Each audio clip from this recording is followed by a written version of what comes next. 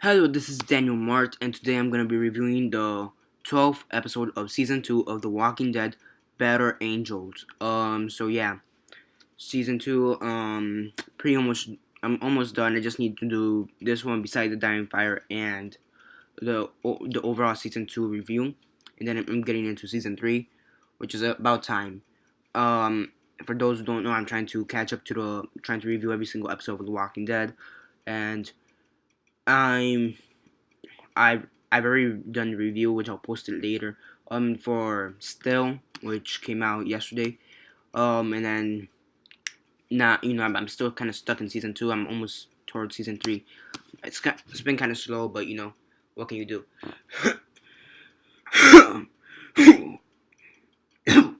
don't know. Clear my throat. Whatever.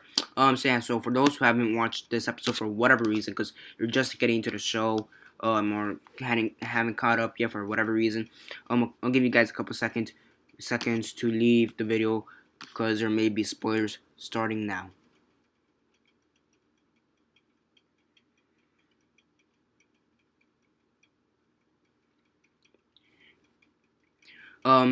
So for those who haven't watched the episode yet and still are watching this video, don't complain down in the comments below or messaging me that I never gave you a fair warning, cause I did. Um, so yeah. So Better Angels. So as usual, I'll do a quick synopsis, likes and dislikes, and then I'll rate it, the usual. Basically, this episode covers the aftermath of Dale's death from the previous episode, and Rick's group is officially merging with Herschel's group. Moving inside the house and stuff. And they're still debating as to what to do with Randall. Rick says that in memory of Dale, they're gonna set him free, far away from here. And Shane still doesn't come to terms with it. He can't accept it, so he lets Randall escape. He takes him with him. For lack of better words, and yeah. He takes him with him and he goes off to the woods.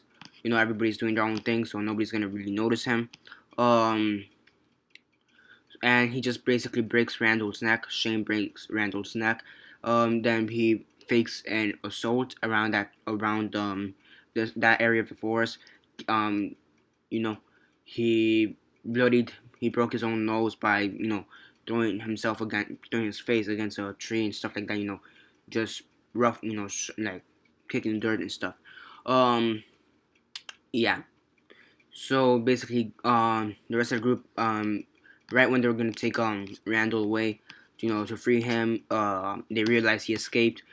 Shane says, he escaped. He came behind him and attacked him. He stole his gun and all that BS. So you have Daryl, Dale's dead. Glenn, Daryl, Shane, and Rick. Quaffing groups. Glenn and Daryl as one group, and Shane and Rick as another group. Yeah. Glenn and Daryl find a zombified Randall, which, at the time brought up the mystery, how did he become zombified if he wasn't bitten, or infected to our knowledge, at the time. Yeah. Then you have Shane and Rick, who were, arguing about Lori. Rick said, I thought we had this argument already. And when we went off to take Randall, back in 18 miles out. And he's like, I can't come to terms with that. I have to kill you.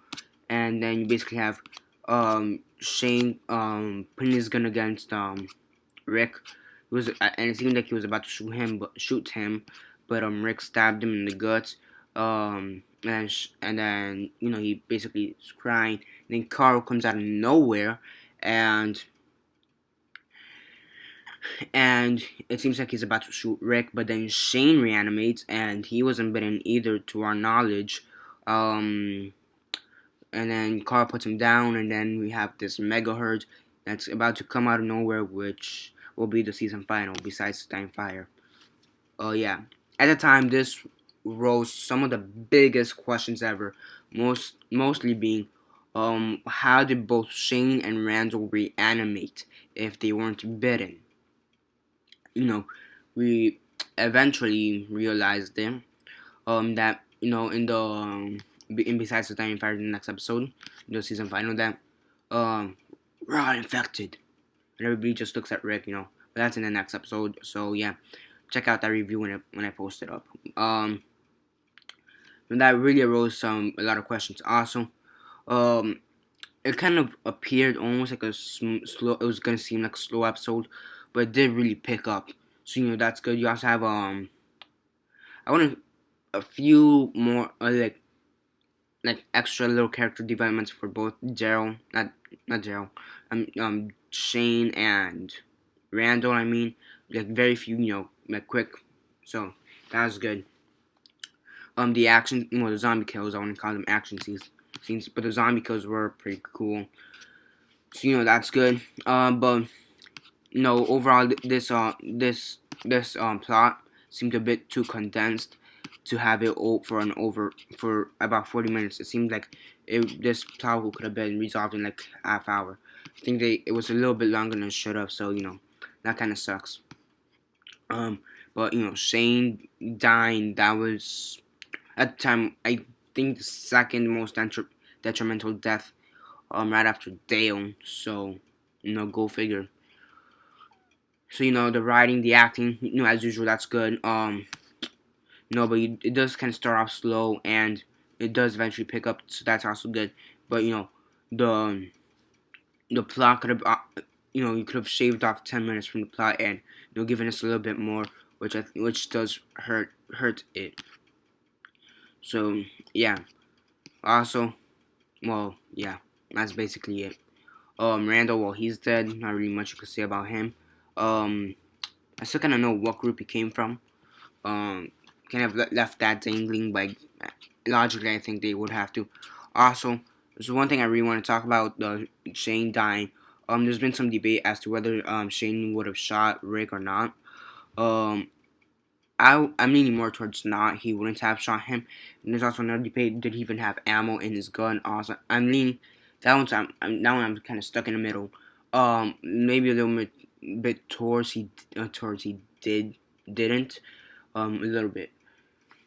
And that's mostly like how the way the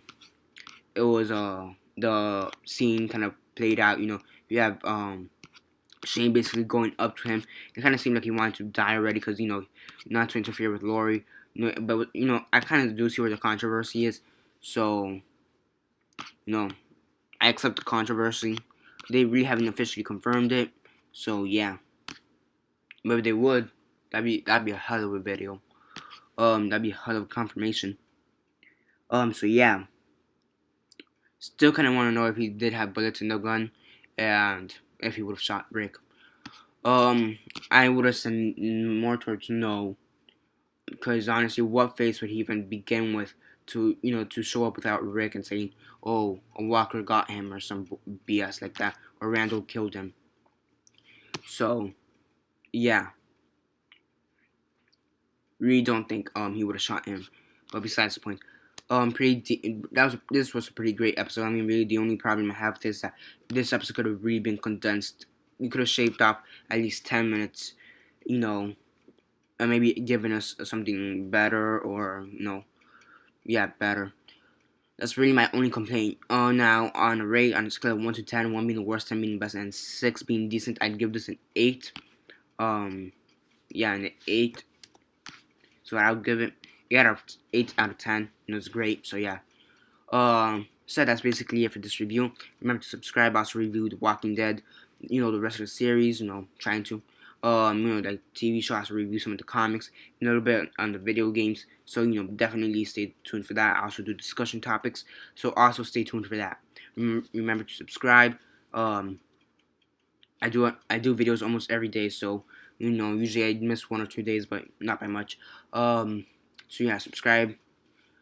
Remember to comment below on your thoughts on this episode, and do you think that Shane would have killed Rick, and do you think he had bullets in the gun to begin with? Comment that all down below. Also your thoughts on the episode, more than 8, less than 8, also down in the episode, on the comments. Remember to watch my last and next video, and also the the last episode review and the next episode review when I put it up.